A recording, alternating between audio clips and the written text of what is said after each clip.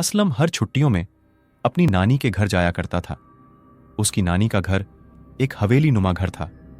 200-300 साल से उसके बुजुर्गों की पीढ़ियां वहीं रहती चली आ रही थीं। इसके चारों तरफ रूम्स और बीच में एक झूला हुआ करता था। उसके गांव के बाद जंगल का आगाज हुआ करता था।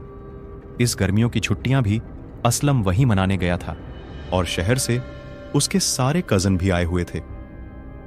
असलम के नाना का इंतकाल कुछ महीने पहले ही हुआ था और इंतकाल के बाद वह सब पहली बार मिल रहे थे। उनका वहां आज पहला दिन था। पूरा दिन तो गांवों में घूमते और खेलते हुए गुजर गया था। शाम होते ही उनकी नानी ने उन सबको जल्दी घर में बुला लिया था। असलम अपनी नानी से रात बाहर झूले के पास खुले आसमान में ही सोने को बोलता है। उनकी नानी उनको एक सहमी आवाज में मना कर देती है और अपने साथ उनको भी अपने ही कमरे में ले जाती है। उनके नाना के इंतकाल के बाद आज उनकी वहां पहली रात थी। वो सब अपनी नानी के कमरे में बैठकर कुछ किस्से सुन रहे थे। कमरे में खुशी का माहौल था। सब गांव के पुराने पुराने किस्से सुन रहे थे कि तभी उसकी नानी उन सबको बताती हैं कि तुम्हारे नाना के इंतकाल से पहले बहुत अजीब अजीब वाकयात होना शुरू हो गए थे। जैसे कि एक लोमड़ी हमारी हवेली के बाहर आकर बैठ जाती थी और सारी रात रोती। एक दफा नहीं, वो काफी दिनों से यही कर रही थी और मुसलसल रोती ही रहती थी। उसके नाना के साथ भी कुछ अजीब होने लगा था। आगे उसकी नानी उन सबको बताती है कि तुम्हारे नाना के इंतकाल से कुछ दिन पहले ही वह बहुत अजीब सी हरकतें करने लगे थे। जैसे कि जब वो बिस्तर में लेटे रहते थे तो दीवार की तरफ मुंह करके किसी से बात करते थे। कभी कभी एक तक होकर गेट के बाहर देखते रहते थे और पूछने पर बोलते थे कि वह मुझे लेने आए हैं, मैं जल्दी ही उनके साथ चला जाऊंगा। नानी की ऐसी बातें सुन वो सब उनको देखने लगे और हैरान होने लगे। उनको यह सब सुनकर डर भी बहुत लग रहा था, पर उनकी हिम्मत नहीं थी कि वो कुछ बोले। असलम खामोशी से बस चारों तरफ नजरें करके कमरे को देखता जा रहा था। वो उसी बेड में बैठे हुए थे जिसने उनके नाना रहते थे।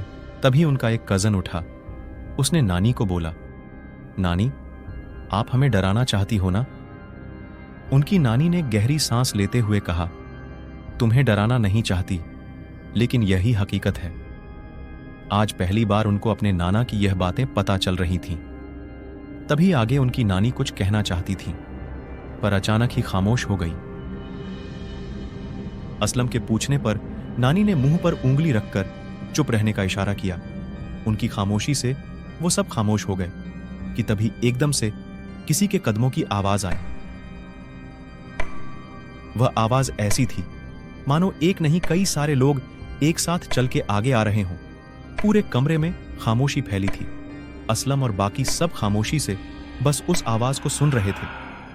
असलम और उसके सारे कजन तो बहुत डरे हुए थे, पर नानी के चेहरे से ऐसे लग रहा था कि जैसे यह सब उनको पहले से पता हो और आज यह उनके साथ पहली बार नहीं हुआ हो।